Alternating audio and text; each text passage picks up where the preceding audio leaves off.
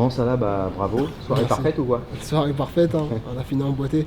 Ouais. Voilà, donc Alors, super. tu as dit tout à l'heure que tu cherchais pas le finish et tout, il est venu vraiment naturellement. Ce kick-là, c'est quelque chose que tu avais bossé? Je l'ai beaucoup mis à l'entraînement. Après, comme je l'ai dit, je cherche pas le KO moi, dans mes combats. Le KO, il vient vraiment tout seul. Donc là, c'est le travail qui paye. Le KO, il est venu. Je l'ai beaucoup mis à l'entraînement. Et c'est automatique, hein, il ressort au combat. Donc voilà. Et alors maintenant, tu as un peu toutes les options, surtout avec ce finish-là. Ouais, j'ai plein d'options. On verra après, je laisse plus mon manager décider Mais toi, de ça. ton choix de cœur, ça serait quoi? Est-ce que tu as un choix de cœur déjà? Un choix de cœur? Ouais. Non, moi j'ai pas de choix de cœur. J'ai pas de choix de cœur. Moi je suis là pour donner une prestation, des gladiateurs.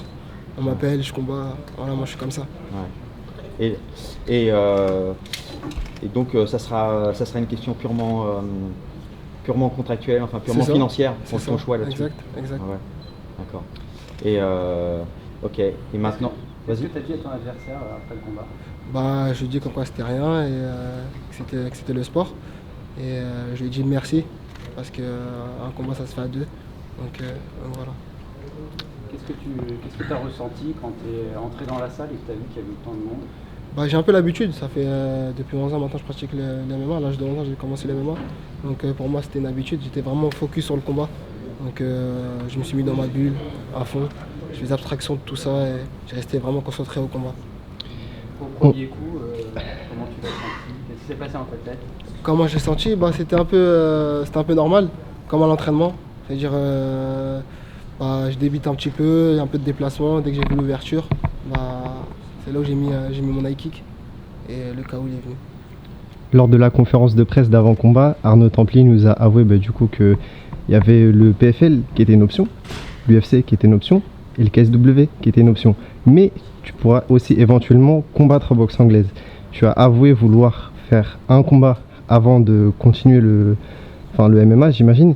Mais est-ce que du coup tu comptes faire ta carrière dans la boxe anglaise et après partir en MMA, ou vraiment c'est un one shot et après tu vas continuer? Non, moi ma carrière elle est faite en MMA. Ouais. Après si je peux faire un combat en boxe anglaise, je le fais. Parce que j'aime ça, j'adore ça, c'est une passion. C'est ma deuxième passion après le MMA. Donc voilà, c'est un kiff pour moi de combattre en anglaise. Si j'ai l'opportunité de combattre en anglaise, je combats, vu que je suis libre. Donc voilà. Et du coup entre le PFL, le KSW ou l'UFC, c'est vraiment celui qui paye le plus où tu vas aller dire? C'est ça. Ok. Et tu parles d'options financières, est-ce qu'aujourd'hui, avec ce cas au premier round à Paris, est-ce que le prix de Saladin Parnasse est bien augmenté? Je sais pas du tout, franchement. Non, comme je t'ai dit, moi je reste vraiment focus sur le combat. Après, je laisse plus manager et coach gérer ça. Voilà, faut pas que le combattant soit manager en même temps, sinon on s'embrouille. Est-ce que Vraiment rester focus, le travail, et puis c'est tout. Excuse-moi de t'avoir coupé, mais est-ce que tu penses qu'il faut obligatoirement passer pour l'UFC pour marquer l'histoire du MMA, ou tu as déjà marqué l'histoire toi, à ton avis? Non, je pense que l'histoire du MMA se marque différemment, ça dépend de la personnalité, comme Conor McGregor il a marqué le MMA. Après il est passé par l'UFC. Il a dépassé l'UFC même. Il y a eu Fedor qui n'était pas au Pride, l'UFC. Ouais. Il y a eu plein de combattants. Tu as senti que. Est-ce que ça fait une différence là, toute la salle derrière toi? Parce que ça faisait longtemps que tu n'avais pas combattu devant ton public comme ça. Ouais, ça t'a fait quelque chose? Non, ça m'a fait plaisir, Ça permet de vous me voir aussi en même temps, donc non, c'est super. Et pour moi, c'est un kiff de finir comme ça en beauté, un high kick. Moi-même, je ne m'attendais pas, donc non, c'est lourd. Bravo en tout cas. Merci beaucoup. Bravo, Salah. Merci. T'as fini la soirée en beauté. Voilà, que demande le peuple. Merci. Merci à toi, Salah. Merci les gars, merci beaucoup.